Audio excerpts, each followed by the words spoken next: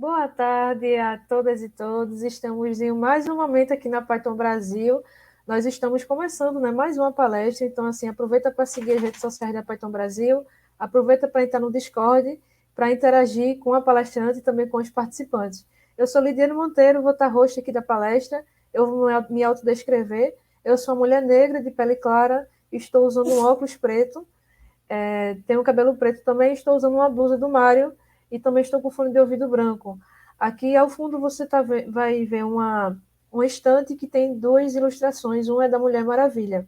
Então, nós vamos começar agora a palestra com a Sara Soares sobre utilizando análise de sentimentos para identificar comportamentos no consumo nas redes sociais. Um tema super importante e vai ser um prazer enorme receber aqui a Sara, né, para esse momento. Então, vou falar aqui um pouquinho rapidamente da mini bio da Sara. A Sara é publicitária, psicóloga, atualmente é mestranda em psicologia jurídica e é entusiasta na área de ciência de dados. Todas as escolhas acadêmicas envolvem uma grande paixão, estudar o consumidor e como as tecnologias podem contribuir no dia a dia dessas pessoas. Então, assim, vocês já sentiram aí a potência que vai ser essa palestra, o quanto de coisa interessante tem para a gente aprender. Então, Sara, seja muito bem-vinda, é um prazer te receber aqui na Python Brasil e tenha uma excelente palestra. Muito obrigada, Lid, pela apresentação maravilhosa que você fez. Eu vou compartilhar aqui minha tela. Mas antes deixa eu me descrever, né? Eu sou uma mulher branca, cabelo liso, tô com óculos preto. Aqui atrás de mim tem uns quadrinhos, tem o Batman ali, que eu sou fã. Tô de blusa preta, acho que eu já falei isso. E vamos lá, vou apresentar aqui a minha tela para a gente começar a falar um pouquinho sobre análise de sentimentos. Acho que já está aparecendo para vocês. Lid deu um grito.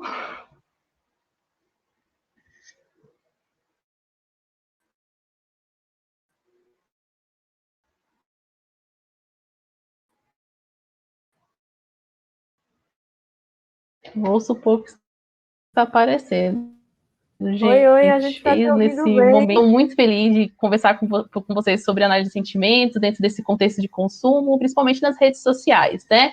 E a Lid me apresentou maravilhosamente bem, muito obrigada, Lid, por isso.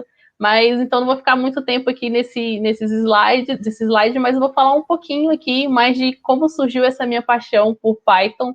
Eu me formei em comunicação social, recentemente eu terminei meu curso de psicologia.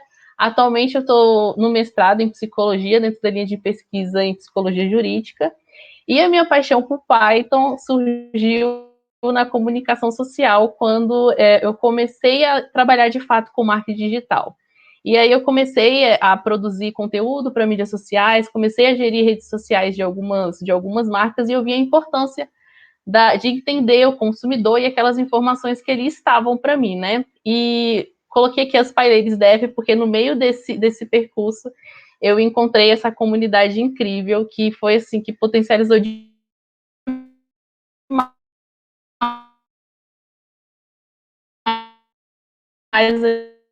a minha vontade de querer da minha experiência com análise de sentimentos. Então, assim, eu estou muito feliz de poder estar hoje aqui com vocês, compartilhando um pouquinho dessa minha experiência, tanto da comunicação quanto na psicologia, com análise de sentimentos. E vamos ao que interessa, né? Aqui está um pouquinho do roteiro da apresentação que eu vou fazer. Primeiro, a gente vai começar com uma introdução sobre análise de sentimentos, a gente vai falar sobre os métodos que são possíveis fazer análise de sentimentos, e aí dentro disso a gente vai falar de algumas bibliotecas. A gente passa também por algumas dificuldades que acontecem para fazer análise de sentimentos. Fala por que é interessante a gente fazer análise de sentimentos dentro das redes sociais e algumas aplicações dentro da publicidade, da propaganda, né, e da psicologia. E aí, dentro dessas aplicações, eu vou passar mais assim por cima da publicidade e tentar focar mais em uma pesquisa que eu desenvolvi na psicologia com a ferramenta, que eu acho bem interessante a gente aplicar a análise de sentimento dentro de outros contextos, e aí a gente finaliza com as considerações finais. Então, vamos começar falando o que é análise de sentimentos, né? Antes da gente entrar na definição em si, é interessante a gente entender que a análise de sentimentos ela é uma área, né, de estudo do processamento de linguagem natural, que tem como objetivo desenvolver modelos para entender e manipular textos em linguagens naturais, ou seja, da forma como nós, seres humanos, usamos e entendemos a linguagem, dentro de toda a sua complexidade, né, de processos de pensamento, representações e significados. E na definição de análise de sentimentos em si, é uma técnica que permite classificar opiniões, sentimentos, atitudes, avaliações, entre outras coisas, dentro de textos. E a análise de sentimentos, ela tem diversos termos diferentes, né? Então, é análise de sentimentos, tem análise de opiniões, mineração de opiniões. Então, vai ter algumas vezes que a gente vai encontrar alguns termos diferentes para essa mesma definição. E a análise de sentimentos, ela pode ser feita em diferentes fontes, né? Então, pode ser feito em documentos e ver o sentimento geral de um documento, em sentenças, que no caso que a gente vai mais abordar hoje pelo fato de eu trabalhar com redes sociais, né? Entre outros. E aí, para saber se a galera está realmente procurando sobre análise de sentimentos, eu procurei no Google Trends o termo em inglês, né, no mundo todo, de 2004 até os dias atuais, e olha só como cresceu essa procura por análise de sentimentos, né? O Google Trends, ele mostra as tendências de busca do termo no Google, né? Então, assim, a gente consegue perceber esse crescente interesse sobre análise de sentimentos. E quando eu pesquisei sobre o termo, né, apareceu para mim nos assuntos relacionados Python, linguagem de programação. E aí eu coloquei aqui para dizer que a gente está no caminho certo, né? Então, vamos em frente, porque é bem interessante ter Python como a primeira linguagem de programação dentro dos assuntos relacionados nessa ferramenta. E para a gente entender sobre análise de sentimentos, eu queria trazer, né, um pouco sobre a definição de polaridade, que é a gente entender o quanto de positivo e negativo ele vai ter em um texto. E aí alguns modelos usam polaridade a partir, né, de modelos binários, que é só positivo e negativo, e outros de ternário, que é positivo, negativo e neutro. Eu geralmente trabalho com positivo, negativo e neutro. E aí eu coloquei alguns exemplos aqui, bem assim, faceizinhos, né, não muito complexos, para a gente entender o que é o positivo, o negativo e o neutro. Então, quando uma frase ela expressa, né, a subjetividade, eu amo estudar Python, eu amo positivo, eu odeio negativo. E Python é uma linguagem de programação, ou seja, não é uma sentença totalmente objetiva, não tem nem nada subjetivo dentro dessa sentença, a gente classifica como neutro, né? É um fato. Então, não tem nada nenhuma emoção, um sentimento relacionado a isso. E existem duas maneiras da gente fazer análise de sentimentos. Tem como ser feito por técnicas supervisionadas e ser feito com técnicas não supervisionadas. A gente vai começar a falar um pouquinho sobre as técnicas supervisionadas. No que diz respeito, né, essas técnicas, aquelas voltadas para aprendizagem de máquina, ou seja, que precisa de treinamento. Aquele modelo que a gente precisa construir a partir de sentenças rotuladas, classificadas, ou seja, a gente tem que rotular e classificar as nossas sentenças em neutro, positivo ou negativo. As técnicas supervisionadas, elas têm algumas vantagens, algumas desvantagens, e eu vou trazê-las aqui um pouquinho para vocês.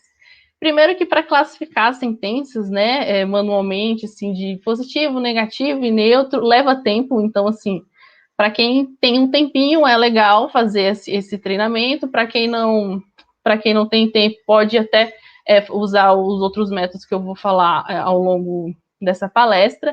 Precisa ter uma boa quantidade de dados para treinamento, né? Então, você vai ter um dataset ali que você está construindo, então você precisa ter uma boa quantidade de dados.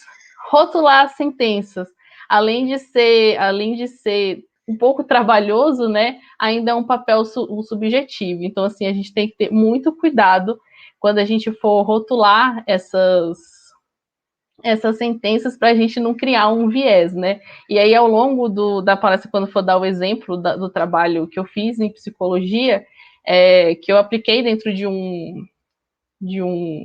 evento de consumo, era muito difícil não ter um viés dentro de quando você ia classificar. Então, assim, é bem interessante a gente ter esse cuidado, porque é um papel subjetivo a gente ter que classificar pessoalmente cada uma das sentenças, né? Outra coisa que é importante a gente pensar é que precisa ter um equilíbrio entre as polaridades classificadas, porque não adianta nada a gente fazer, né, um dataset, um banco de dados lá super desequilibrado, com muitos negativos, poucos positivos e poucos neutros, e ser desequilibrado, que isso vai acabar atingindo o nosso treinamento e o nosso modelo final, né? E uma coisa que alguns acham que é ruim e outros acham que são bons, mas eu particularmente gosto, é que o fato das sentenças rotuladas, elas geralmente são voltadas para um contexto. Então, assim, fica difícil ser utilizado em outros contextos, né? Por um lado é bom, mas por outro é um tempo que muitas vezes não vai poder ser utilizado dentro de outros contextos. E uma coisa que vale lembrar, principalmente dentro do campo da publicidade, né, é que a pessoa que vai rotular, os profissionais, os pesquisadores, precisam entender do contexto que aquilo está se tratando, né? Porque muitas vezes pode acontecer dessas classificações de sentenças ter um entendimento diferente daquele contexto que está acontecendo. Então, vale ressaltar isso. E aí tem as técnicas também não supervisionadas, que são os métodos léxicos, que são os dicionários léxicos de sentimentos, que, de modo geral, né, é um grupo de palavras que você entrega lá uma sentença, e aí ele identifica uma palavra e já te entrega a polaridade, né, entrega o sentimento. Então, nesse caso aí, não é necessário nenhum tipo de rotular, né, as sentenças para treinamento, ter esse dataset para isso, a não ser que você queira fazer, né, um dicionário, e aí, de fato, você vai levar tempo. E aí eu coloquei algumas bibliotecas que tem, né, para o português e que são utilizadas e que são muito utilizadas dentro da análise de sentimentos. E algumas dificuldades. Primeiro que existem muitas opiniões comparativas. Então, tipo, gostei do curso da faculdade X, mas odiei o da faculdade Y. E aí você fica tipo, e aí? É positivo, negativo? E aí fica bem difícil, às vezes, de classificar uma sentença desse tipo, né? Então, muitas vezes, a gente até agradece quando tem, gostei da faculdade X, mas que a faculdade Y, quando tem alguma coisinha aí no meio que mostra essa comparação. Mas, na maioria das vezes, é bem difícil essa classificação. Muitas vezes o sentimento não pode estar explícito na sentença, que também dificulta, né? Tipo, caramba, vou dar um exemplo, né, gente? Eu tô aqui falando. Caramba, aquele carro gasta muita gasolina. Tipo assim, você tá putaço, tá lá falando, e aí fala que não gostou, que o carro gasta muita gasolina, mas de fato não tá numa frase, né, que você tá bravo com isso. Então fica muito difícil. Ironias e sarcasmos. E as gírias? Vou falar logo dos três. Tem muito, muito mesmo dentro das redes sociais, então isso é um problema que tem alguns estudos, né, que já vem trabalhando diretamente com isso, ironias e sarcasmo, mas ainda é uma dificuldade muito grande. Quando a gente fala de análise de sentimentos, é algo interessante a gente ver esse crescimento dos estudos, porque é algo que está evoluindo, mas ainda existe muitos problemas quanto às ironias e sarcasmos e as gírias nas redes sociais. E aí, por que, né, utilizar as redes sociais e não outras coisas? Porque eu gosto tanto. Desculpa. Primeiro que existe uma grande quantidade de dados, né? E assim, são dados de todos os lugares do mundo. E são sentenças curtas, principalmente o Twitter, que é uma rede social que tem um limite, né, de caracteres, então você consegue ali expressar de uma forma curtinha o que você tá sentindo, o que você está querendo ali reclamar. E uma coisa interessante das redes sociais, apesar de ser às vezes um pouco difícil, né, de classificar, é que nas redes sociais a gente acaba escrevendo mais próximo da forma como a gente fala do que como a gente escreve. Então, por isso que existe também aqueles problemas que eu falei anteriormente, de gíria, sarcasmo e coisas do tipo. mas é bem legal porque fica cada vez assim sentenças mais subjetivas, né? O que é interessante para a gente trabalhar com análise de opinião e análise de sentimentos, tá vendo? Já coloquei outro termo. E aí, outra coisa também que é interessante é mensurar as opiniões e eventos em tempo real e saber o que as pessoas estão pensando e prever tendências futuras. Dentro da comunicação social, a gente usa muito a análise de sentimentos para prever o que geralmente é tendências de consumo, né? De produtos, desenhar produtos para o consumidor. Então, assim, é bem interessante. E até mesmo para em eventos, quando prevê tendências futuras, é interessante da gente trabalhar para melhorar, né, os eventos e saber como lidar, né, com imprevistos, enfim. E aí, eu tenho uma rede social favorita que é o Twitter, né? E esse tweet foi publicado pelo Cartoon Network no Twitter, e aí eu falei, eu preciso colocar isso na minha apresentação, porque é muito o que eu acho do Twitter, né? Tem algumas pessoas que não concordam, e tudo bem, né, não concordar, mas para mim é isso. No Twitter a gente usa ali para falar o que a gente está sentindo, para a gente reclamar de uma empresa, principalmente marcar a empresa para reclamar dela. Então, é muito isso para mim, o que é o Twitter. E quando eu fui fazer a pesquisa, né, sobre análise de sentimentos do Google Trends, o segundo assunto mais comentado, né, que estava relacionado era Twitter, e Twitter como rede social. Então, mais uma vez, eu acho que a gente está seguindo por um caminho certo aí. E eu vou falar, né, de uma aplicação que eu fiz com o Twitter. Então, por isso que eu coloquei esse slide aí para vocês verem que o Twitter é uma rede que está relacionada com o tema de análise de sentimentos. E aí, é interessante a gente pensar, né, que o Twitter ele tem um valor social muito grande. A gente tem diversas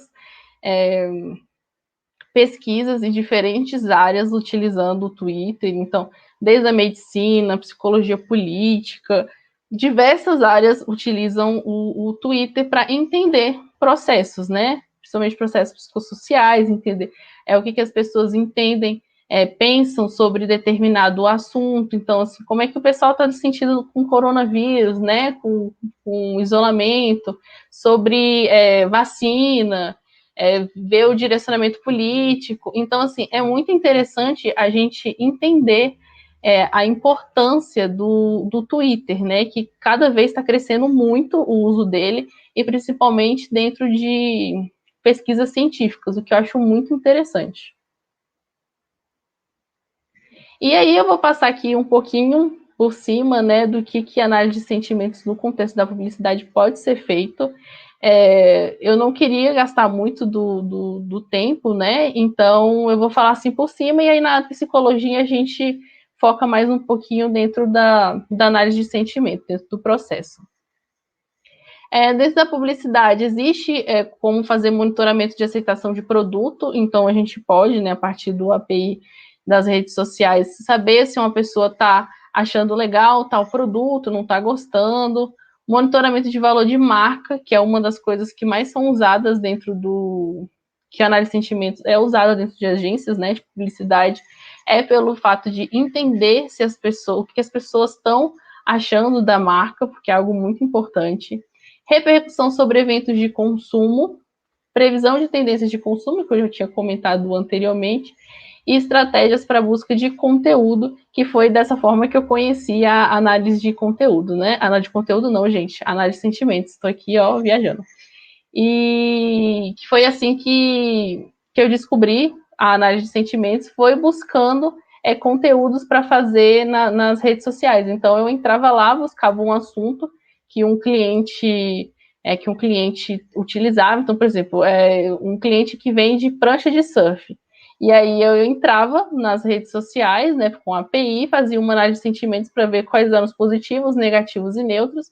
E quando eu tinha positivo, eu queria saber o que a galera estava falando de positivo desse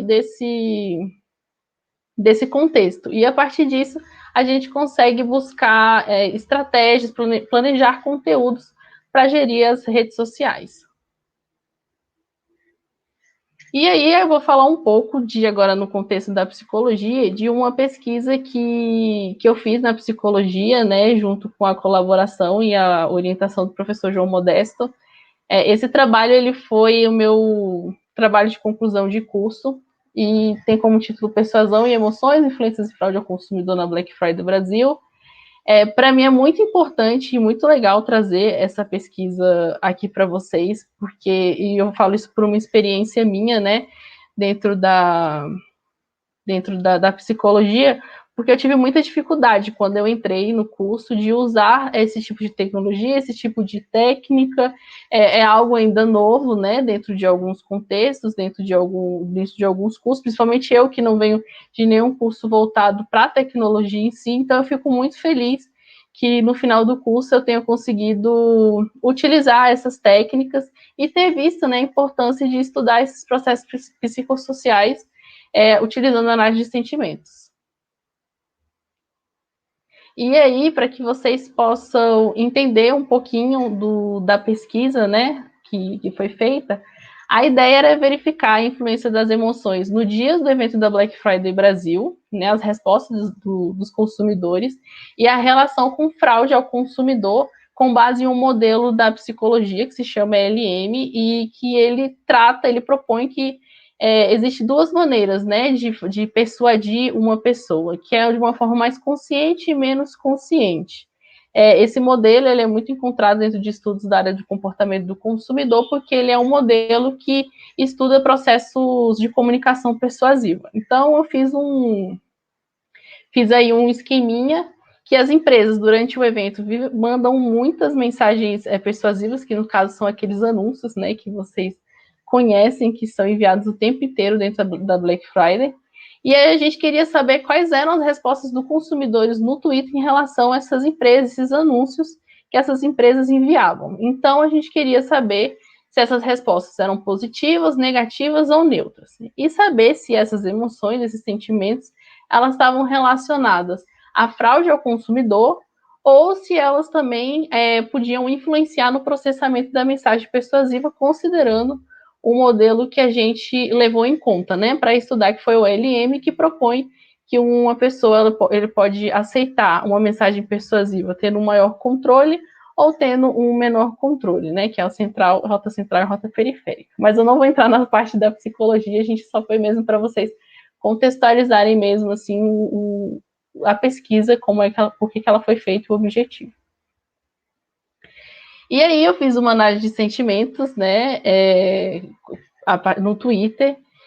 Para acessar o Twitter, eu utilizei o TweetPie, que é uma biblioteca que permite acessar o API do Twitter. E aí eu fiz algumas buscas algumas especificações de busca dentro do Twitter, que foi 4 hashtags: Black Friday Brasil, Black Friday 2019, Black Friday e Black Fraud. Essas 4 hashtags elas foram as mais comentadas no dia da Black Friday, considerando que todas elas estavam nos trend topics, né? Tava lá nos assuntos mais comentados. E aí, quando eu coletei esses tweets, eu separei 3.000 deles que tinham o verbo comprar, comprei correlatos. A ideia de ter separado tweets que tinham o verbo e essas palavras com compras era para chegar mais próximo do consumidor. Isso porque no dia da Black Friday existe muita gente que faz umas brincadeiras sobre a Black Friday, Black Fraud, e acaba que isso podia prejudicar dentro do entendimento, né, dessas classificações para saber processos de consumo, desses padrões de consumo que acontecia no dia do evento. Então, eu rotulei esses tweets em positivo, neutro e negativo, e eu coloquei as etapas aqui que foram feitas para análise de sentimento, que foi o pré-processamento, o treinamento e a classificação para que se chegasse nos resultados. E aí, quando eu fui rotular os tweets, né, em positivo, neutro e negativo desses dados, desses 3.000 tweets, foi muito assim difícil mesmo, porque não tinha nada, né, relacionado a Black Friday. Aqui no Brasil tem alguns trabalhos com a Black Friday com idioma inglês e coisas do tipo, mas não tem no Brasil, né? Eu não consegui encontrar nenhum um banco de dados que pudesse me ajudar com a Black Friday em específico. E a Black Friday tem uma coisinha específica, né, que ela é conhecida como Black Fraud aqui no Brasil. Desde 2012, por conta das reclamações, né, dos consumidores em relação à maquiagem de preço, a Black Friday que é conhecida como Black Fraud. E desde então as pessoas chamam o evento de Black Fraud independente se elas estão gostando ou não. Então isso foi muito difícil. Então eu coloquei aqui para vocês algum exemplo, tipo, eu amei a Black Fraud. E se a gente for pensar em utilizar, né, tipo, um dicionário, fraude é negativo e amei positivo. E aí fica uma coisa assim, aí, como é que vai ser essa polarização, né? Então, assim, teve que ter um treinamento, assim, das sentenças para que isso não ficasse, que isso atrapalhasse o resultado da polaridade. Então, eu coloquei outros aqui. Apesar de saber que só tem fraude, eu amei. Legal, comprei uma blusa de R$10 na Black Fraud. Só tem fraude nessa Black Friday. Então, assim, algumas coisas ficam muito nítidas, né? De saber que é negativo, umas fica bem nítido de saber que é positivo, mas é por conta dessa ironia, desse nome irônico que a Black Friday recebeu aqui no Brasil, ficou muito difícil de classificar todos esses tweets. Mas foram feitas a classificação, foi feito um processamento, eu utilizei dentro dos métodos de técnicas supervisionadas, usei a biblioteca NLTK, né, que permite fazer algumas ferramentas de tokenização, então processar palavra por palavra para separar, né, para que fique mais fácil fazer uma análise a partir da lista de token, então as sentenças eram divididas em listas, né, de token, e aí precisou ser feito com para o contexto do Twitter, né, que é o Tweet Tokenizer, que reconhece pontuação, reconhece os emotions, que muitas vezes um outro tokenizador não vai reconhecer, né? Então também teve esse cuidado. Dentro do pré-processamento foi aplicado também as stop words, né? Foram retiradas que são aquelas palavras que não tem muita relevância. Então, esses pronomes, e foi feito também o steaming, que é para normalizar as palavras. Então, assim, quando eu falei que eu coletei os dados, né, com o verbo comprar, comprei, e correlatos, tudo isso, né, normaliza de uma forma que fique compre. Então, tudo ficou de uma forma que eu entendesse que aquilo tem relacionados à compra, né? E aí foi feito depois de ter feito a limpeza, eu não vou entrar, né, dentro de cada um específico, mas foi feita a limpeza dentro de acentuações e coisas do tipo. Foi feito o treinamento do modelo a partir da Skitlearn, que é uma biblioteca, né, que tem várias métricas, e também foi usado o Navy Base, que geralmente também é bem conhecido quando há o uso do NLTK, da biblioteca. E aí foi feito os testes, né, e foram muitos testes, para falar a verdade, porque a gente percebia que por conta dessa ironia que tinha dentro da Black Friday, né, por conta da Black Fraud, assim, foi muito difícil. Então a gente fez uma validação cruzada para fazer esse treinamento, né, em diversas partes, e aí veio as métricas de validação para saber se de fato a gente tinha conseguido alcançar uma métrica suficiente para que a gente pudesse ficar confiando de que ele tinha classificado de forma correta, né? Então, a acurácia deu 0,80, se eu não me engano, e aí eu coloquei aqui como é que foi que cada classe ela acabou desenvolvendo, né? E assim, foi muito, muito, muito difícil, gente, fazer todas essas classificações e todos esses tipos de testes até chegar a um resultado que a gente conseguisse encontrar uma forma de um padrão de entender que a Black Fraud não é tão ruim em todos os sentidos, né? Então a gente precisa tomar cuidado. E aí, como resultado, né, final dessa análise de sentimentos, a gente encontrou que 55,17% apresentavam uma polaridade negativa, 31,6% apresentavam a polaridade neutra e só 13,23% positivo. E aí, dentro disso, a gente fez uma sumarização de encontrar algumas categorias de análise, ou seja, o que as pessoas estavam mais comentando dentro dessas polaridades, né? E a gente conseguiu encontrar que as pessoas falavam muito sobre fraude, percepção de fraude, que na fraude eram pessoas que a gente viu que tinham comentado, reclamado que tinham sido vítimas de fraude.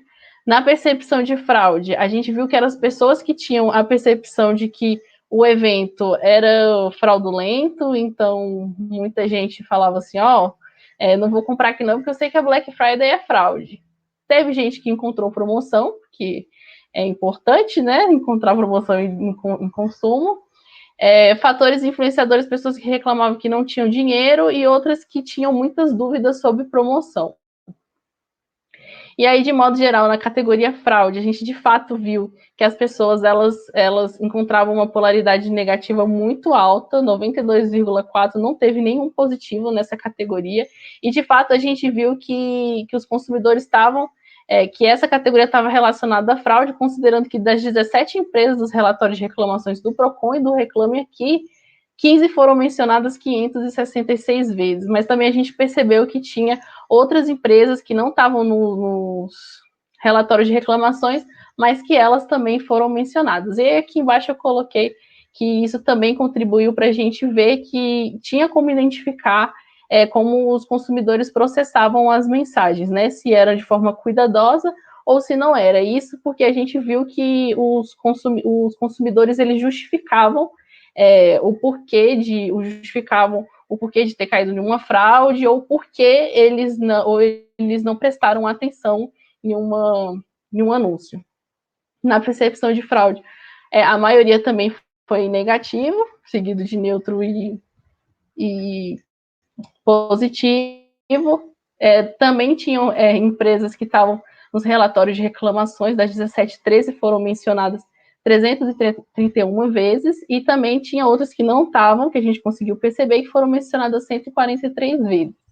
E aí a gente conseguiu também identificar que tinham também pessoas que conseguiam processar as mensagens, né, a partir dessas respostas dos tweets, por rota central e periférica, ou seja, de forma mais consciente, menos consciente. Percepção de promoção, a gente percebeu que teve mais positivos, né, em relação às outras, foi a única que teve o maior número de positivos, e aí a gente viu que nessa categoria em si, ela tinha mais empresas que não estavam nos relatórios de reclamações, então 68 empresas que não estavam nos relatórios foram mencionadas 109 vezes, né, mais do que os que estavam nos relatórios de reclamação. Percepção de... Ixi, peraí, copiei aqui, pronto. Fatores que influenciam pessoas que falavam que não tinha dinheiro, então, considerando que o modelo que a gente trabalhava, ele propõe que diversos fatores situacionais podem influenciar, então a gente acabou classificando essas duas categorias. Então, a ausência de dinheiro, as pessoas apresentaram em maior parte negativo, e dúvidas sobre promoção eram pessoas apenas que ficavam perguntando assim, vocês encontraram alguma promoção? Vocês viram se um celular X está em promoção? Nesse, como a maioria era pergunta mais objetiva, né, e não nada muito subjetivo, a maioria foi classificada em neutros. De modo geral, essa pesquisa mostrou que de fato as emoções negativas no dia da Black Friday do Brasil, elas estavam relacionadas com fraude, que é possível, a partir da análise de sentimento, detectar diversos tópicos, né, e a partir das polaridades, entender o que cada pessoa está pensando sobre isso, o que está acontecendo, então isso é muito interessante. a gente também conseguir identificar a partir da análise de sentimento que as emoções, a forma como eles estão se sentindo, né, se é positivo, negativo ou neutro, acaba processando a forma deles serem persuadidos por empresas. E isso tudo, né, mostra a importância de monitorar as redes sociais durante os eventos de consumo, até mesmo para a proteção do consumidor, considerando que a gente viu que essas emoções, esses tweets estavam relacionados às pessoas que estavam sendo vítimas de fraude.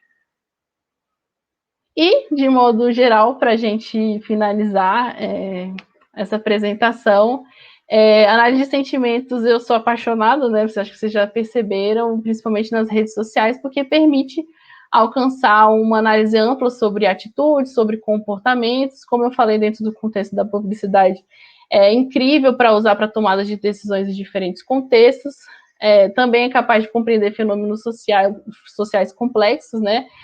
Como eu mostrei para você naquelas pesquisas científicas que usam o Twitter. Só que toda vez que eu falo de análise de sentimentos, né, e apesar de sempre trazer que é muito legal, eu sempre falo que é um privilégio a gente ter informações subjetivas, opiniões e sentimentos das pessoas nas redes sociais, no mundo todo, sobre determinado assunto.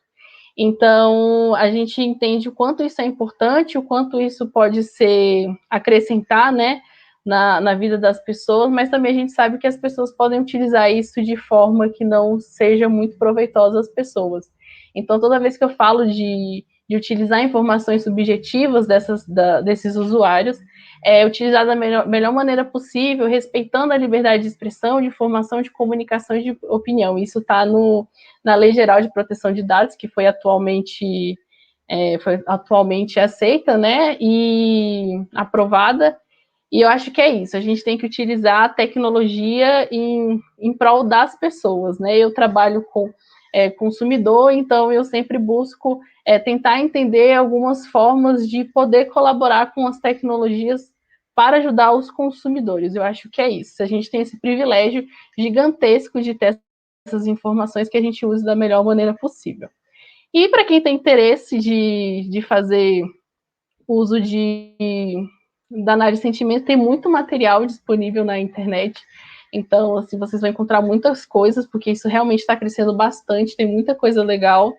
E eu falei sobre o contexto na aplicação da psicologia para vocês pensarem em novas maneiras de aplicar análise de sentimentos, né? Eu contei a minha experiência de ter um pouco de dificuldade de aplicar isso na psicologia no começo, né? E aí eu já vejo uma movimentação muito grande das pessoas querendo aprender uma linguagem de programação nova, de algo novo, né? Então, eu acho que é isso. Pense em novas maneiras de aplicar a análise de sentimentos. Se vocês encontrarem outras pessoas de outras áreas de conhecimento, compartilhem esse conhecimento com elas, né? Porque é incrível poder compartilhar e ajudar da melhor maneira possível com tecnologia. Gente, muito obrigada por vocês terem assistido até o final dessa palestra.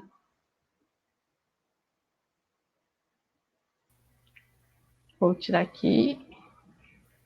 Parabéns, Sara. Foi muito boa a palestra. A galera está aqui perguntando um monte de coisa, a galera adorou. Perguntas muito interessantes no Discord, onde vai dar para continuar, né, essa conversa, esse bate-papo. Tá já no finalzinho, a gente tem uns 3 minutos, eu acho que ainda dá para responder uma pergunta. Entre as que foram várias aqui, é difícil escolher, mas eu vou fazer a do Gabriel, que é sobre como você acha que a sua formação em psicologia contribuiu em projetos de análise de sentimentos. Então, para mim, assim, eu estava na publicidade, né, e acabava estudando uma forma de só encontrar conteúdo para entregar para os consumidores, né, para vender e coisas do tipo. E a psicologia me mostrou que as redes sociais estão muito ligadas com esses processos psicossociais, tem muita relação, né? Como as pessoas estão mudando a forma de lidar com o mundo, as pessoas estão se relacionando de maneira diferente com as redes sociais, colocando as opiniões. Então, eu acho que é isso, a gente consegue entender processos psicossociais, fenômenos sociais bem complexos, né, dentro das redes sociais, que a gente consegue estudar e tipo, impactar aí as pessoas de forma positiva.